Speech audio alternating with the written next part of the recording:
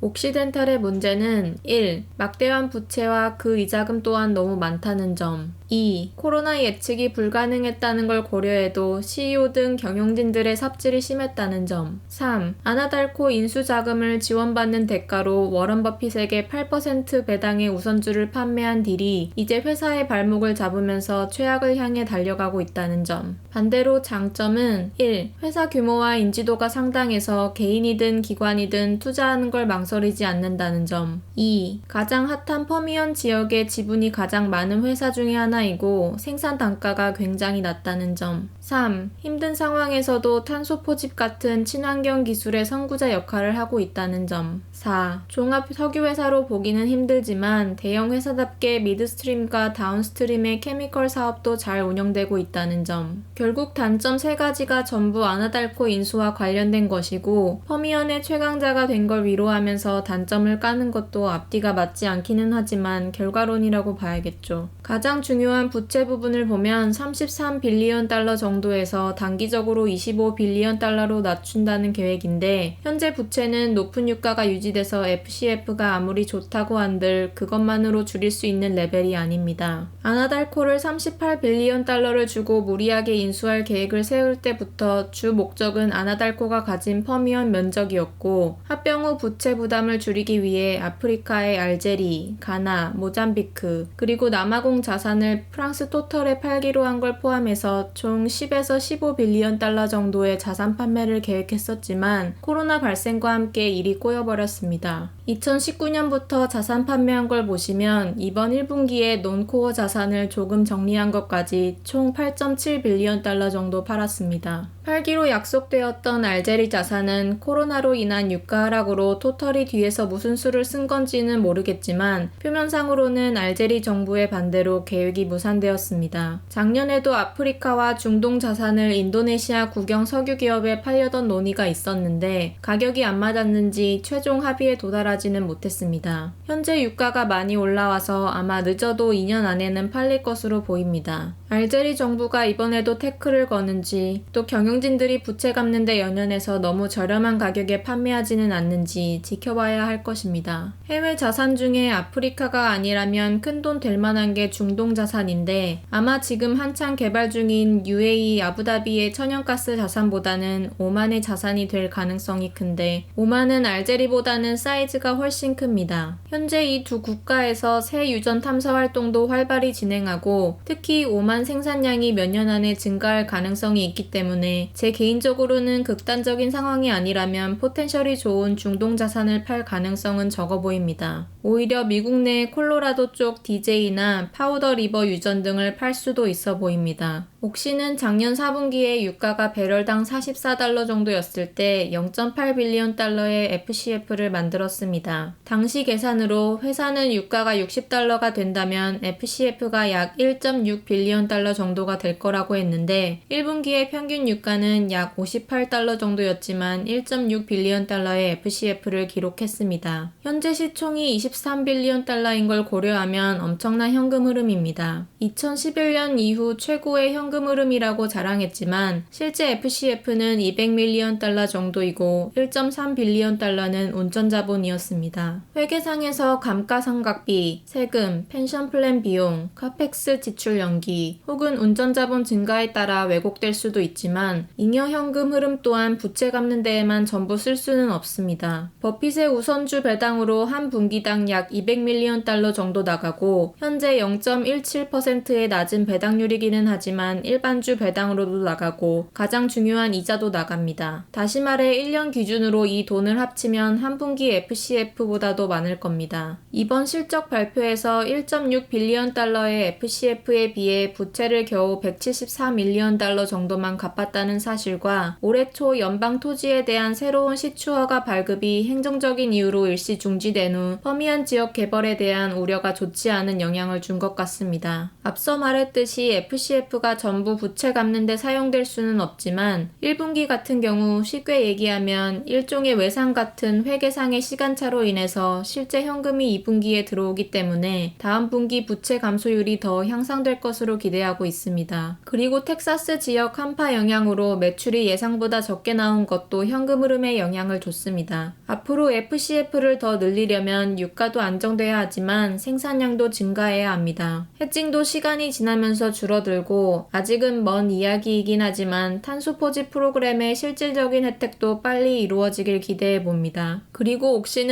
미국 내 총 950만 에이커 중 16.8%인 약 160만 에이커만 연방정부 땅이고 그 연방정부 땅 중에 거의 반 정도가 멕시코만 해양식초 부지이기 때문에 다른 대형 회사들에 비해 크게 나쁘다고 볼 수는 없습니다. 옥시는 작년에 2.4 빌리언 달러의 부채를 줄였고 7 빌리언 달러 상당의 단기 부채를 2025년 이후로 미뤘으며 상당량의 생산량이 더 비싼 브렌트 유가에 노출되어 있습니다. 올해 해칭도 비교적 천연가스에 많이 되어 있는데 세팅가가 나쁘지 않고 유가 해칭도 비교적 나쁘지 않기 때문에 WTI 유가가 60달러 정도 유지된다면 큰 문제는 없어 보이고 빠르면 올해 말쯤에 주가가 40달러 정도에 가 있을 것 같습니다. 현재 옥시의 유일한 위험은 유가가 다시 40달러대로 떨어지는 것입니다. 그것만 일어나지 않는다면 장기적으로 손해보기가 더 힘든 주식 같습니다. 샌드리지 에너지 SD는 미국 캔자스와 오클라호마 경계에 위치한 유전을 가지고 있고 1분기 생산량 기준으로 천연가스가 53%, NGL이 33%, 그리고 석유가 14%의 비율로 거의 천연가스 회사에 가깝다고 보시면 됩니다. 매장량은 9년 이상이고 여느 회사들과 마찬가지로 생산 비용을 매년 낮추고 있고 천연가스 생산이 많은 피어그룹과 비교해서 굉장히 좋은 효율을 보여줍니다. 2016년 사무실 직원이 278명에서 회계와 인사까지 아웃소싱으로 전부 전환하면서 연 6밀리언 달러 이상의 비용 절감이 있었고 현재는 사무실 직원이 겨우 15명까지 줄었습니다. 시총이 겨우 185밀리언 달러 정도의 작은 회사인데 작은 회사들이 살아남기 위해 얼마나 노력해왔는지 엿볼 수 있습니다. 최근 많은 생산량을 차지하는 NGL과 천연가스 가격이 올라오면서 주목을 받고 있는데 무엇보다 대주주가 기업 사냥꾼 칼 아이컨이라는 게 흥미롭습니다. 칼 아이컨은 잘 아시다시피 석유업계 내에서 최근 자신의 지분을 조금 팔기는 했지만 워런 버핏과 함께 옥시덴탈의 주주로 유명한데 그 외 CVI나 SD의 대주주이기도 합니다. 해칭 영향이 거의 없어서 그런지 상품 가격 상승과 함께 이번 분기에 이익을 거두었습니다. 또한 이번 분기에 로열티 지분을 3.6 밀리언 달러에 싸게 사들였고 석유 함량이 풍부한 노스파크 유전 자산을 47 밀리언 달러에 판매하였습니다. 5월 7일 기준으로 현재 손에 들고 있는 현금이 무려 81.2 밀리언 달러입니다. 아무래도 현금의 큰 부분이 노스파크 자산의 판매 대금에서 나왔고 그 현금을 앞으로 어디에 쓰냐에 따라 회사의 미래가 달라질 것입니다. 대주주가 칼 아이컨이다 보니 그냥 배당으로 줄 것 같지는 않고 뭔가 큰일을 저지를 것 같아서 현재는 앞날을 예상하기가 힘듭니다. 하지만 그런 걸 다 떠나서 시총 180밀리언 달러짜리 회사에 현금이 80밀리언 달러 이상이 있다는 소리는 현재 주가가 최소 6달러는 돼야 된다는 소리처럼 들립니다. SD의 치명적인 약점은 지리상의 불리함으로 생산량의 53%에 달하는 천연가스를 헨리허브 가격보다 1달러에서 많게는 1.5달러 정도 손해보고 판다는 점입니다. 장점은 앞에서 말했듯이 올해 해칭 영향이 거의 없다는 점입니다. 장기 부채가 20밀리언 달러 가량 있지만 현재 들고 있는 현금이 80밀리언 달러이고 올해 예상 현금 흐름이 40에서 50밀리언 달러 정도 될 거라고 생각해보면 지금 주가가 얼마나 저평가인지 알 수 있습니다. PVAC 저번 리뷰 시간에 이야기했듯이 CDEV처럼 2028년 만기되는 350밀리언 달러 정도의 채권 발행을 해서 단기 융자를 갚을 것이라고 말했었는데 아마도 제한받은 이자율로 계산해보니 별 이득이 없어 보였는지 관계자들끼리 상의 후 이틀 만에 그 계획을 취소했습니다. PVAC는 주니퍼의 제3자 유상증자 딜 이후 현재 오일 섹터 내에서 부채 부담이 가장 적은 회사 중에 하나다 보니 크게 의미가 없는 것 같습니다. 다른 석유 회사들이 전부 부채 때문에 고생 중이라면 부채 부담이 적은 PVAC의 가장 큰 문제는 SD와 마찬가지로 회사가 너무 작다 보니 변동성이 너무 크다는 데 있습니다. 있습니다. 회사 펀더멘털은 너무 건강한데 거래량이 너무 적고 세력들 장난질이 심해서 작년 가을 이후로 2번이나 상승한 주가를 지키지 못하고 조정이 크게 왔다는 것입니다. 사실 스윙을 하는 투자자에게는 거저먹기 같은 좋은 기회였지만 장기 투자자들에게는 조금 답답한 움직임이 아닐 수 없었습니다. 배당이 없는 소규모 사업자의 숙명이라고 할 수 있는데 유가가 많이 올라온 이번에는 좀 달라질지가 관건입니다. 올해 해증이 많은 게 좀 아쉽지만 워낙 단가는 싸고 석유 함량이 높은 프리미엄 유전이라 이번 여름에 전고점인 $20는 돌파할 것 같은데 어느 정도 목표 지점에 도달하면 일부는 이익 실현하는 것도 나쁜 판단은 아닐 것입니다. 이번은 다를 수 있지만 결과는 알 수 없으니까요. 주니퍼의 51% 지분이 6개월간의 락업 기간이 끝나고 주식시장에 풀리면서 활성화되기 전까지 적은 거래량은 계속 유지될 것 같습니다. 현재 순 부채 대비 EBITDA X 비율이 약 1.5배인데 VET가 배당을 재개하기 전에 만들려고 하는 목표 수치입니다. PVAC의 재밌는 점은 사우디 치킨 게임이 한창이던 2016년도에 파산 보호를 신청한 전력이 있고 2018년에는 DEN에게 1.7 빌리언 달러에 팔릴 뻔했다가 무산된 적이 있는데 당시 역대 최고가인 주당 $90를 찍었습니다. 아무래도 한번 망했던 회사다 보니 부채 부담이 크지 않은 상황에서도 보수적으로 유상증자를 실행한 것 같습니다. 그리고 작년 8월에 새 CEO가 된 데런은 그 전에 OBB의 미국 남부지역 사업부 부사장으로 11년 일한 경력이 있습니다. LPI. 저번 리뷰에서 유상증자한 이유가 궁금하다고 했었는데 최근 715 밀리언 달러의 사발로 에너지를 인수하기로 발표하면서 그 의문이 조금은 풀렸습니다. 동시에 LPI는 기존 레가시 자산의 37.5%를 405 밀리언 달러를 받고 다른 사업자에게 팔았습니다. LPI는 미들랜드 자산치고 석유 함량이 낮은 게 아쉽다고 했었는데 현재 생산량의 83%와 매장량의 73%가 석유인 하워드 카운티 지역을 인수하고 석유 비중이 생산량의 23%와 매장량의 18%로 낮은 기존 지역 생산량을 판매한 결과 저번 분기 30%의 석유 생산량이 한 방에 50% 이상 올라가는 효과가 발생했습니다. 재밌는 사실은 2018년에 얼스스톤이라는 회사가 사발로를 950 밀리언 달러에 인수하려다가 실패한 적이 있습니다. 현재 거래에 따른 자세한 해칭 변화는 알 수 없지만 석유 생산량이 늘어난 만큼 석유 해칭에 제약받지 않는 생산량이 늘어날 것으로 기대하고 있습니다. 앞으로도 계속해서 마진율이 높은 하워드 카운티 땅을 사들이면서 기존 자산에 이어붙이기를 할 것 같고 단기 주가 목표 $60에는 변함이 없습니다. CPE. 저번 시간에 CPE가 LPI나 CDEV처럼 증자나 채권을 발행할 것 같다고 했었는데 이번 주주 투표에서 유상증자를 할 수 있는 안건이 통과되었습니다. 그렇다고 해서 유상증자에 대한 어떤 구체적인 계획 같은 게 있는 건 아니고 단지 회사 경영진에게 엑스트라 옵션이 주어진 거라고 보시면 됩니다. 며칠 전에 1년 최고가인 $44를 찍고 많이 조정되었기 때문에 다음 주에 특별히 이 소식 때문에 주가가 영향받을지는 모르겠습니다. 실제 증자를 한다면 지금보다 더 높은 가격에 할 것 같고 이자가 싸기 때문에 채권을 더 선호할 것 같습니다. 현재 유가 분위기는 좋아서 실제 벌어질지는 현재 알 수 없습니다. EOG, CNQ. 업스트림에서 가장 안전하게 운용할 수 있는 주식은 시총이 48.2 빌리언 달러와 40.7 빌리언 달러로 상당히 큰 EOG와 CNQ인 것 같습니다. EOG는 FCF, 효율성, 재무표에서 깔 게 없는 회사입니다. 1분기에 1.1 빌리언 달러 FCF와 올해 일반 배당 10% 상승과 특별 배당으로 총 1.6 빌리언 달러를 주주들에게 돌려줄 거라고 발표했습니다. WTI 유가 32달러부터 손익분기점입니다. CNQ도 높은 배당을 주는 업체 중에 엑손과 함께 작년 위기 상황에서 배당을 자르지 않은 몇 안 되는 회사이기도 하지만 엑손과 다르게 재무표가 좋고 오일샌드 주력 업체이지만 천연가스 생산도 많고 21년 연속 배당을 올려줬음에도 배당을 다 지급한 다음 WTI 유가 31달러라는 낮은 손익분기점을 가지고 있습니다. 오일샌드 회사답게 매장량 또한 30년 이상입니다. 이 두 회사는 레버리지가 적기 때문에 다음번 석유 섹터 조정이 올 타이밍에 주식을 로테이션하기 좋은 회사이기도 합니다.